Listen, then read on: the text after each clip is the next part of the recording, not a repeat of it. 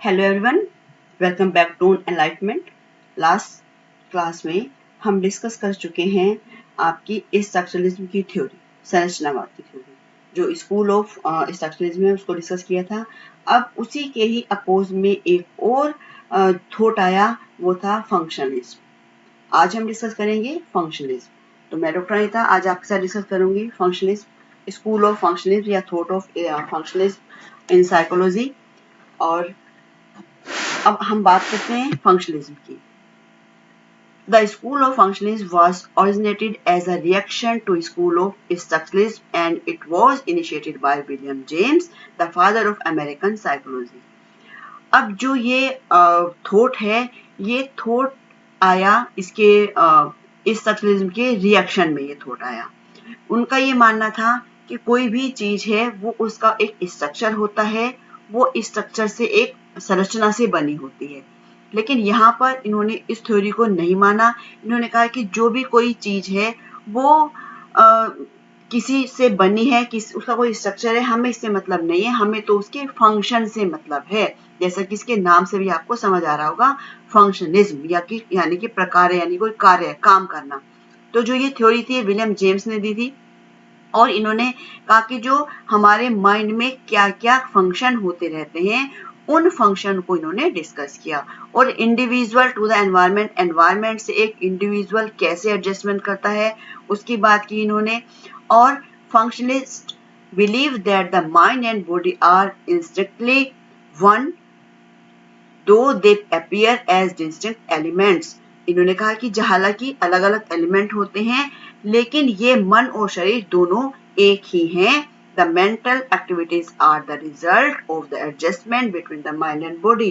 जो भी हमारी मेंटल एक्टिविटीज होती हैं वो हमारे मन और शरीर में जो भी एडजस्टमेंट होता है उसका रिजल्ट है। अब आगे देखते हैं कि इन्होंने क्या कहा, एक बार देख लेते हैं फिर से। इसके जो फाउंडर हैं वो विलियम जेम्स, जो कि अमेरिकन थे, उन्होंने इस थ्योरी को दिया और इन्होंने एक बुक भी लिखी। बुक का नाम था प्रिंसिपल ऑफ साइकोलॉजी। बुक का नाम बहुत बार क्वेश्चन पेपर में पूछ लिया जाता है, तो बुक का नाम आपको पता होना चाहिए, principle of psychology. William James की बुक है।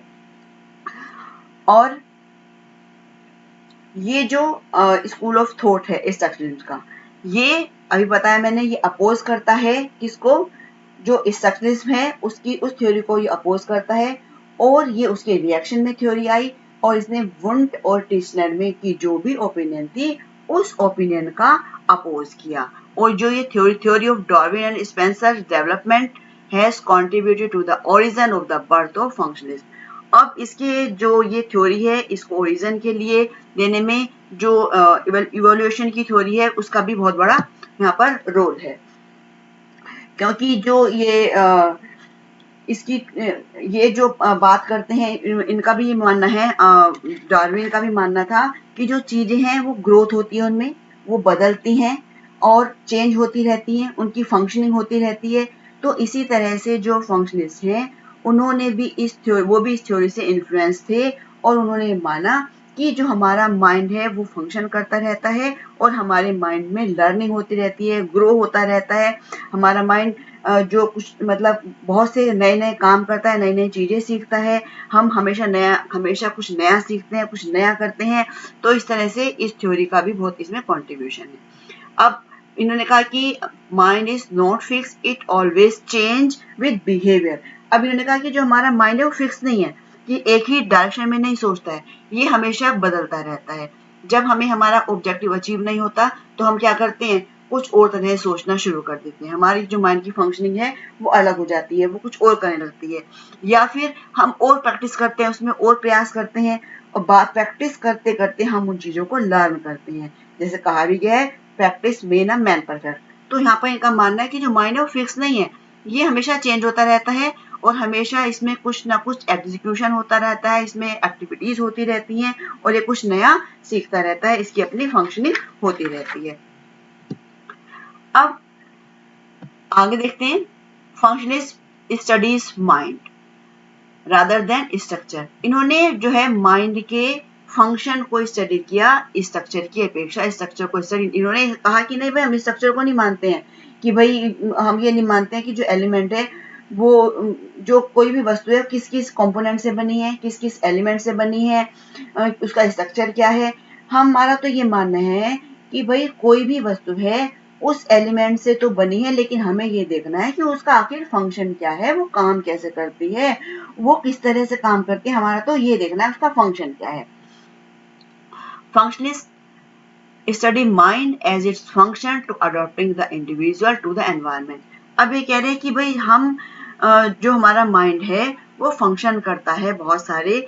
अब ये भी देखना है कि वो जब एनवायरनमेंट में वो कैसे अपने आप को सरवाइव करता है, वो कैसे एडजस्ट करता है, ह्यूमन और उसके रिलेशनशिप कैसे हैं, how they behave in some different environment, how they adopt environment, वो कैसे एनवायरनमेंट से बिहेव करता है। तो ये सारा काम माइंड का है, उसकी माइंड की फंक्शनिंग का है।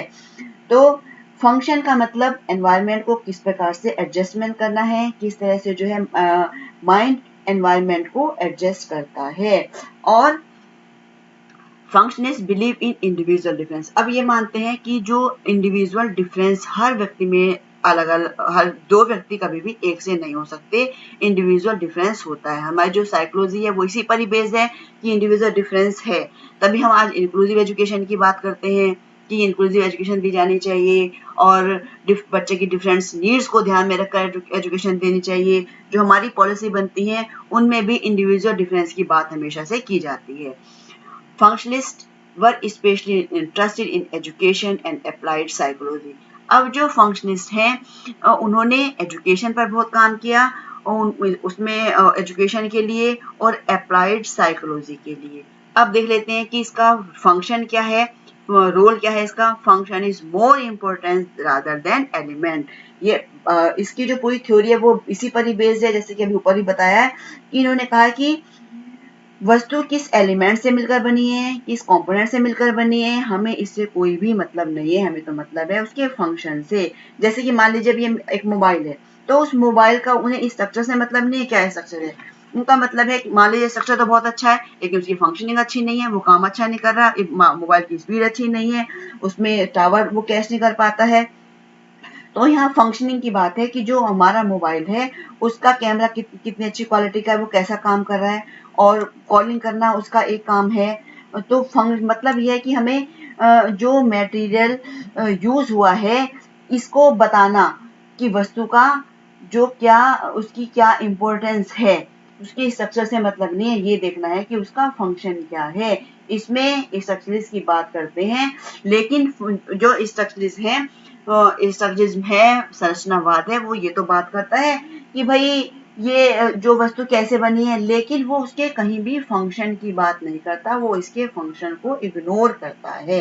लेकिन यहाँ पर जो फंक्शनलिस्ट हैं, फंक्शनलिज्म है या फंक्शनलिस्ट हैं, वो इसके इस रोल को कि उसका फंक्शन क्या है उस फंक्शन की बात करता है। मान लीजिए एक कार है, तो कार के स्ट्रक्चर की बात नहीं करता, वो कितनी अच्छी दिख रही है देखने में, उसका साइज छोटा है, स्टीयरिंग कैसा है, उसकी सीट कैसी है, कंफर्टेबल है।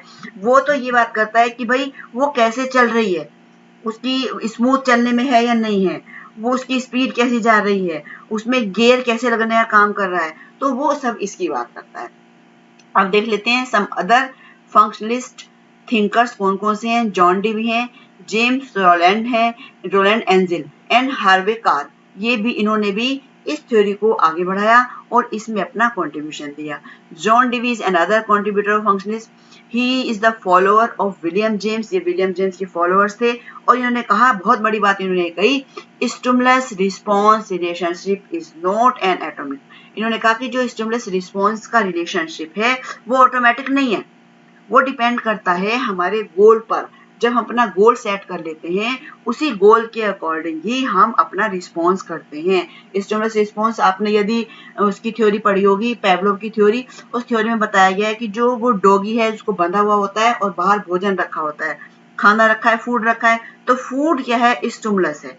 वो उस स्टिमुलस को उसको स्टिमुलस दिया जाता है, स्टिमुली के लिए वो अपनी एक्शन रिएक्शन करता है, अपना बिहेवियर करता है, उसे क्या है उस फूड को लेना होता है और वो उसमें उसके लिए उसके पास वो स्लाइवा आ जाता है, मतलब तो स्लाइवा क्या है, रिस्पॉन्स है, और स्टिमुलस क्या है, उसका जो भोजन बाहर रखा है वो भोजन स्टिमुलस है।